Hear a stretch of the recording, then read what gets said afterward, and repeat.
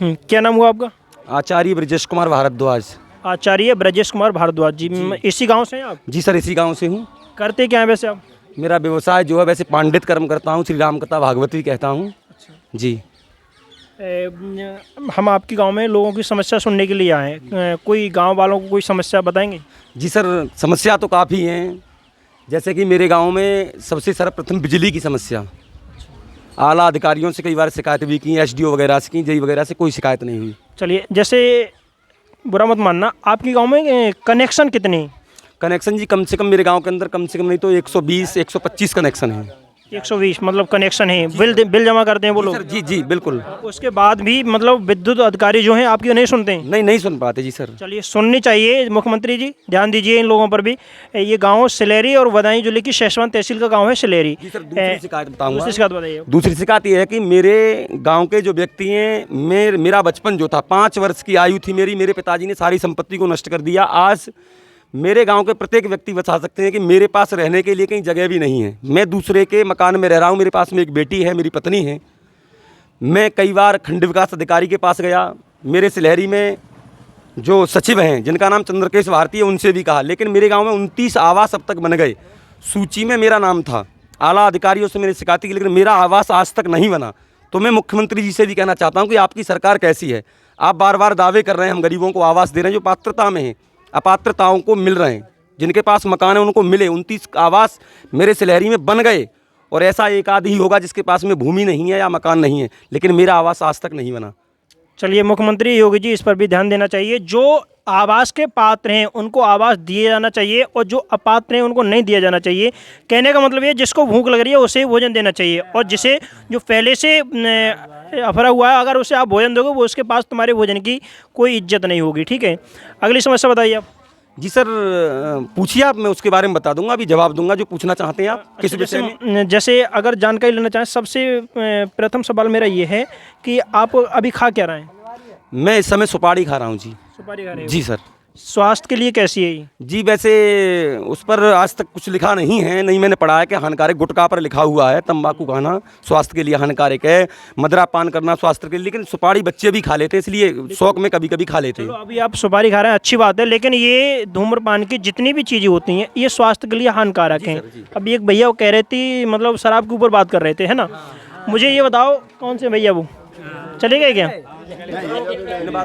अच्छा, चलिए ना, बात करना सही है। ऐसा है, कहने का मतलब ये है कि शराब को देखो, ये एक हमारे पीने की चीज़ नहीं है, समझ रहे हो? शराब अब बिकने के लिए क्या कहना भैया, आ जाओ। बिकने के लिए तो जहर भी बिकता है। बिकने के लिए तो जहर भी बिक रहा है ना? जहर कहाँ बिक रहा है? जहर बिक रहा है सर? जहर नहीं बिक रहा है? जहर ना बिक रहा है। अरे जहर भी बिक रहा है। आप सबसे पहले शराब की दुकानें खोली गई, मान लो। देखिए, बिकने को हर चीज़ बिकती है, लेकिन जाओ शराब बंद है तो आधे मुल्क सुधर जाओ, सरकार आधो मुल्क सुधर जाओ, आधो गारंटी बात है, शराब बंद है। चलिए, और 500 रुपये। जी सर, एक चीज़ और मैं कहना चाहता हूँ। बताइए। जी, मेरे गांव में एक चीज़ की और जांच हो, जो गरीबों के लिए अंत्योदय, एक मिनट ध्यान दें, एक मिनट सुनिए। अंत्योदय कार्ड जो होते हैं, जिनके पास में भूमि नहीं होती है, सिर्फ रहने के लिए घर होता है, मजदूर वर्ग का व्यक्ति होता है जो 300 से लेकर 400 रुपये तक की मजदूरी करता है, अंत्योदय के कार्ड उसके होने चाहिए। लेकिन मैं ये देखता हूँ मेरे गांव के अंदर सिलहरी से लेके ग्राम समाज में चंदनपुर भी 2 चंदनपुर लगते हैं, तो मेरा कहना है कि अंत्योदय कार्ड जो है वो पात्रता में नहीं है। कम से कम 10 या 15 कार्ड हैं, अपात्रता में 5 कार्ड मिलेंगे आपको। 10 फर्जी कार्ड हैं, जिनके पास में 10 से लेकर 15 बीघा ज़मीन में उनके अंत्योदय कार्ड आज हैं, लेकिन उनको निरस्त करके जो मेरे गांव में गरीब लोग हैं, मजदूर वर्ग के लोग हैं, जिनके पास में भूमि भी नहीं है, ऐसे लोगों के अंत्योदय कार्ड बने। ऐसा मैं कहना चाहता हूं। अगर योगी जी की सरकार वास्तव में गरीबों को लाभ देना चाहती है, बार बार योगी जी मुद्दा उठाते हैं गरीबों को लाभ, गरीबों को लाभ, गरीबों की सुनवाई, लेकिन मैं देखता हूं गरीबों की कहीं पर भी कोई सुनवाई है ही नहीं। ये आपके लिए एक स्पेशल मौका है बताने का। अपनी समस्या है जो हमारे साथ शेयर कीजिए, हम आपकी समस्या ऊपर पहुंचाएंगे। ऐसा नहीं है, मैंने बीजेपी का कार्य करता रहा, बीजेपी को वोट भी दिया, योगी जी को, मोदी जी को मानता भी हूँ, लेकिन मुझे दिखता है कि गरीबों की सरकार में कोई भी सुनवाई कहीं पर भी नहीं है। चलिए, तो मुख्यमंत्री, माननीय मुख्यमंत्री यशस्वी योगी आदित्यनाथ जी, इस बात पर ध्यान दीजिए। गांव में सबसे बड़ी समस्या है बहुत सारे लोग हैं रिपोर्टिंग कर लेते हैं नेताओं के पीछे घूम घूम कर। नेताओं के पीछे से जाने से सच्चाई का पता नहीं चलेगा। सच्चाई का पता तो हमें गांव में आने के बाद पता चलेगा। गांव ग्रामीण क्षेत्र है, यहाँ का माहौल कैसा है, गांव के लोगों को किस तरह की समस्याएं, क्या क्या सामना करना पड़ता है। यहाँ गाँव के बीच में पत्रकार को ज़्यादा नहीं, महीने में एक बार आना चाहिए और आकर यहाँ के लोगों की जो समस्याएं हैं उनको जानना चाहिए। लेकिन वो होते हैं 2-2 रुपये की दलाली करते हुए फिरते हैं नेताओं के पीछे, इधर से उधर, कहीं से कहीं। हाँ बताइए। एक और चीज़ बताता हूँ, लोगों ने बड़ा उत्साह के साथ मैं तो एक जाति से ब्राह्मण हूँ, क्योंकि जाति को नहीं छुपाना चाहिए, मैं ब्राह्मण हूँ। मेरा गांव जो है पूरा यदुवंशियों का है, मेरे गांव में पूरा गांव यादवों का है। लेकिन जब हमारे यहाँ से माननीय सांसद संघमित्रा जी लड़ी, तो मुझे लगता है कि हमारे यहाँ माननीय धर्मेंद्र सांसद जी ने बहुत अच्छा विकास किया जनपद में। लेकिन जनता ने सोचा कि संघमित्रा जी बहुत अच्छी हैं, कुछ विकास करेंगी, और विकास के मुद्दा भी बताए गए। उस समय अमित शाह जी आए, बधाइयों बताया सब कुछ। लेकिन संघमित्रा जी मेरे गांव के अंदर लोगों ने वोट भी दिया, उनको बड़ा उत्साह के साथ लड़ाया। लेकिन आज तक एक बार मेरे गांव के अंदर संघमित्रा जी नहीं आई कभी पूछने कि आपका हाल क्या है, आप परेशान तो नहीं है। तो ऐसे नेताओं का, भाजपा के नेता के जो हैं, भाजपा के नेता जो बने पड़े, ऐसे नेताओं का हम करेंगे क्या? देखिए, हमारे कहने का मतलब जानकारी ये होनी चाहिए, हम सबसे पहले दोष किसे देते हैं? मोदी को, उसके बाद देंगे योगी को। लेकिन उनके नीचे भी तो कुछ अधिकारी हैं या छोटे नेता हैं, उनकी गलतियां होती हैं। आपने देखा होगा कोई चमचा होता है, जिस बर्तन में रहता है सबसे पहले उसी बर्तन को ख़त्म करता है। देखा होगा आपने, सबके घरों में होगा, जिस बर्तन में रहता है सबसे पहले उसी बर्तन को खाली करता है।